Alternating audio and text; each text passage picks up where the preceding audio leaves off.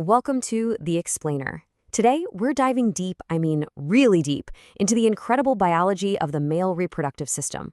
We're going to follow the amazing, high-stakes journey of just a single sperm cell, right from the moment it's created to its final epic mission. And this quote, it just nails it. Think about it. The female system puts all its eggs in one basket, so to speak, a massive biological investment in one single egg. But the male system? It's all about playing the odds. We're talking a numbers game on a crazy scale, churning out up to 150 million sperm every single day just to beat those odds. Okay, so you're producing all these millions of sperm, but where? Where does this all happen? Well, it all begins in what you can think of as the primary manufacturing plant, the testes. You've probably noticed the testes are housed in this scrotum, kind of hanging outside the main body. And there's a really, really important reason for that. It all comes down to temperature. To make healthy sperm, the factory needs to be kept about 2 degrees Celsius cooler than the rest of the body. It might not sound like a lot, but that small temperature drop is absolutely crucial. Without it, the whole system just doesn't work right. All right, let's zoom in. Inside each testis, you've got hundreds of these super tightly coiled tubes. They're called the seminiferous tubules. And these are the real assembly lines. Get this, if you could unravel all of them from just one testis and lay them end to end, they'd stretch for almost half a mile. That's insane. And they're not working alone. You've got Leydig cells on the side, pumping out testosterone, and then the Sertoli cells, which are like the nursemaids of the whole operation, making sure all the developing sperm get the food they need.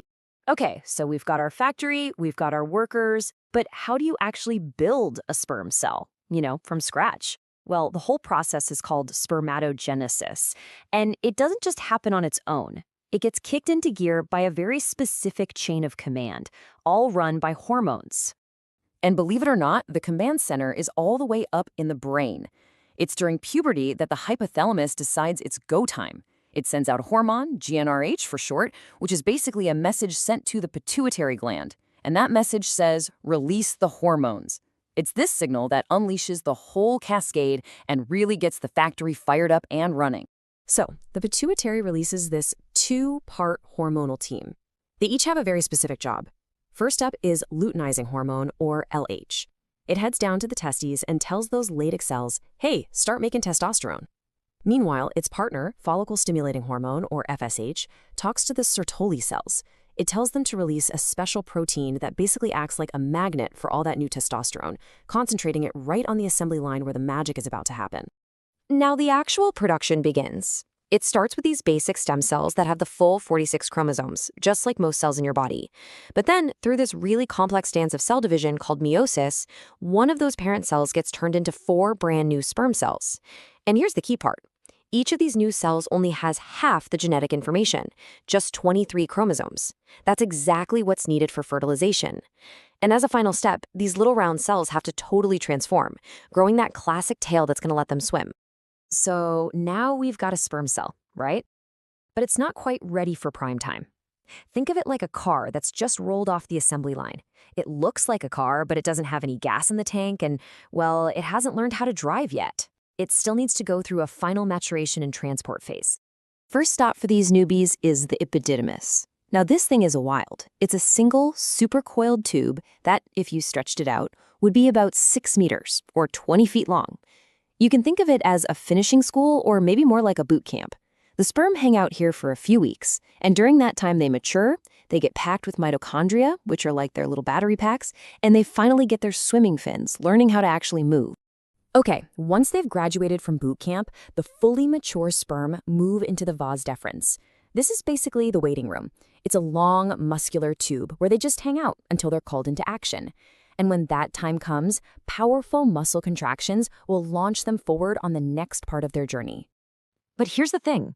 Even though they're mature, the sperm cells themselves are super vulnerable. On their own, they wouldn't stand a chance on the journey ahead. They need a vehicle, they need fuel, and they need protection. And that is where the accessory glands come in. It's their job to create the final product. Yeah, it's kind of crazy to think about, but the sperm cells themselves make up just a tiny fraction of the final product. The vast majority of it is fluid. They're about to get a major boost from a powerful support crew, and each member of this crew adds a totally essential ingredient to the mix. And this all happens in a specific order as the sperm travel along. First up, the seminal vesicles add this fluid that's packed with fructose. That's basically the sperm's high-energy sports drink for the long swim ahead.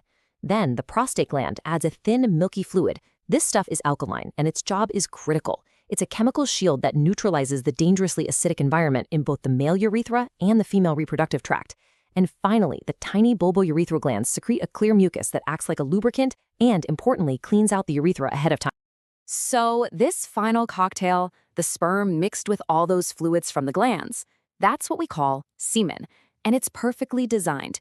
It's got everything the sperm need to have a shot at their mission: transportation, food, and protection. From there, the whole mixture gets propelled down the last stretch of the journey, the urethra.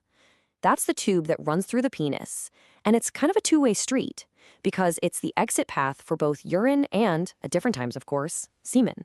It's the final delivery system to get everything out of the body. So when you step back and look at the whole thing, it's just mind-blowing. It starts with a signal from the brain, which runs a temperature-controlled factory that sends its products to a maturation boot camp before they get mixed into a life-sustaining chemical cocktail. I mean, it is an unbelievably complex manufacturing process. And the result? The ability to produce something like 1,500 sperm every single second. All of it, is designed to play the numbers game and give just one of those microscopic swimmers the best possible chance to complete its absolutely monumental task. Biology is pretty incredible, isn't it?